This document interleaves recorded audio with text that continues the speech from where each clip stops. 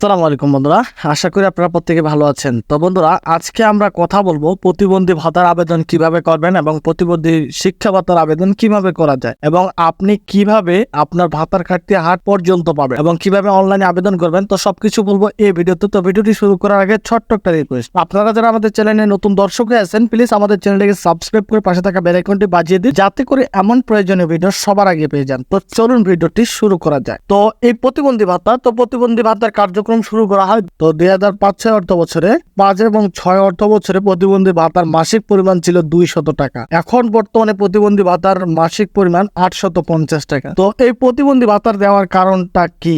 তো এই প্রতিবন্ধী ভাতার দেওয়ার লক্ষ্য এবং উদ্দেশ্য হচ্ছে প্রতিবন্ধী ব্যক্তিদের প্রতি প্রদত্ত সাংবিধানিক ও আইনগত প্রতিশ্রুতি পূরণ এবং প্রতিবন্ধী ব্যক্তিদের আর্থ সামাজিক উন্নয়ন এবং প্রতিবন্ধী ব্যক্তিদের সামাজিক নিরাপত্তা কর্মসূচি আওতায় আনায়ন এবং সুনির্দিষ্ট নীতিমালা অনুসরণ পূর্বক উপযুক্ত কর্তৃপক্ষ কর্তৃক বাছাইকৃত প্রতিবন্ধীদের জন্য মাসিক ভাতা প্রদান। মানে সহজে আপনাদের একটা কথা বোঝাতে চাই, যে লোকটাকে 8 থেকে 10 জন লোক বলবে সে প্রতিবন্ধী, তাহলেই সে প্রতিবন্ধী। প্রতিবন্ধী ব্যক্তিদের প্রায় 5 ভাগে ভাগ করা হয়েছে: বুদ্ধি প্রতিবন্ধী, শ্রবণ প্রতিবন্ধী এবং দৃষ্টি প্রতিবন্ধী, শারীরিক প্রতিবন্ধী রয়েছে এর মধ্যে। তো এই প্রতিবন্ধী বিষয়টা কর্মসূচি আওতায় আনা হয় এবং এই প্রতিবন্ধী ভাতার কার্যক্রমে আবেদন করার জন্য আপনাকে সমাজসেবা অধিদপ্তরের www.dss.gov.bd এই ওয়েবসাইটে গিয়ে আপনার আবেদনটি পূরণ করতে হবে এবং সেবা প্রদান প্রাপ্তির দায়িত্ব উপজেলা শহর সমাজসেবা মাধ্যমে আপনাকে প্রতিবন্ধী ভাতার কার্ড করতে হবে। তো আপনি কিভাবে আপনার প্রতিবন্ধী ভাতার কার্ডটি করবেন? তো প্রতিবন্ধী ভাতার কার্ড করার জন্য অবশ্যই আপনাকে সুনাগরিক কার্ড প্রয়োজন পড়বে। এই সুনাগরিক কার্ডটি করতে হবে আপনাকে উপজেলা সমাজসেবা অফিসের কার্যালয়ে গিয়ে।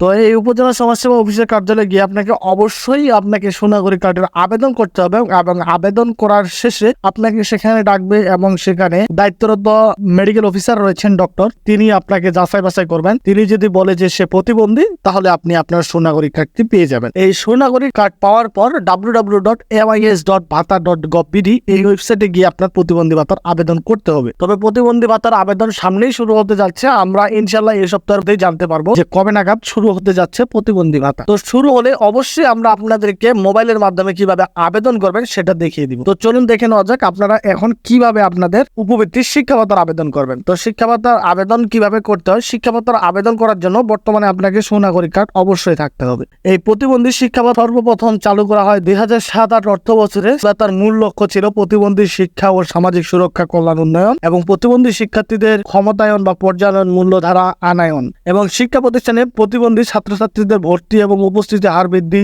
ঝরে পড়া রোধ এবং সুশিক্ষিত নিশ্চিতকরণের মূল উদ্দেশ্যই ছিল এই প্রতিবন্ধী শিক্ষা ভাতা। জাতীয় উন্নয়নে প্রতিবন্ধী ছেলেমেয়েদের অংশগ্রহণের হার বৃদ্ধি, প্রতিবন্ধী ছাত্রছাত্রীদের সামাজিক মূল্যবোধ এবং নৈতিক শিক্ষা জাগরণ, দারিদ্র্য প্রতিবন্ধী এবং ছাত্রছাত্রীদের প্রতি আগ্রহ বৃদ্ধি, উচ্চ শিক্ষায় আগ্রহী করে তোলা এবং প্রতিবন্ধী ছাত্রছাত্রীদের কল্যাণ ও সামাজিক সুরক্ষা সরকার কর্তৃক গৃহীত স্বল্প মাধ্যমে দীর্ঘমেয়াদী পরিকল্পনা সন্নিহিতকরণ বিভিন্ন অর্জনে ভূমিকা পালন করার জন্য এই প্রতিবন্ধী শিক্ষা ভাতা চালু করা হয়েছিল। তো এই প্রতিবন্ধী শিক্ষা ভাতার মূলত 4টি ধাপ রয়েছে। তো প্রথম স্তরটি হলো 1 থেকে 5 পর্যন্ত পড়াকালীন সময়ে সে মাসিক 900 টাকা এবং 3 মাস পর 2700 টাকা পাবে এবং দ্বিতীয় মাধ্যমিক স্তরে 6ষ্ঠ থেকে 10ম শ্রেণী অর্থাৎ এসএসসি পরীক্ষা দেওয়া পর্যন্ত সে পাবে 950 টাকা প্রতি মাস এবং উচ্চ মাধ্যমিক স্তর অর্থাৎ একাদশ শ্রেণী যে ইন্টারমিডিয়েট পরীক্ষা পাশ করা পর্যন্ত পাবে 1050 টাকা করে এবং স্নাতক সমান আপনারা যেটাকে ডিগ্রি বলেন কিনা অনার্স বলেন না কেন, সেটা পড়াকালীন সে 1300 টাকা করে প্রতি মাস পাবে। তো আপনাকে অবশ্যই আবেদন করার জন্য আমি সর্বশেষ বলবো একটা কথাই, যে আপনাকে আবেদন করার জন্য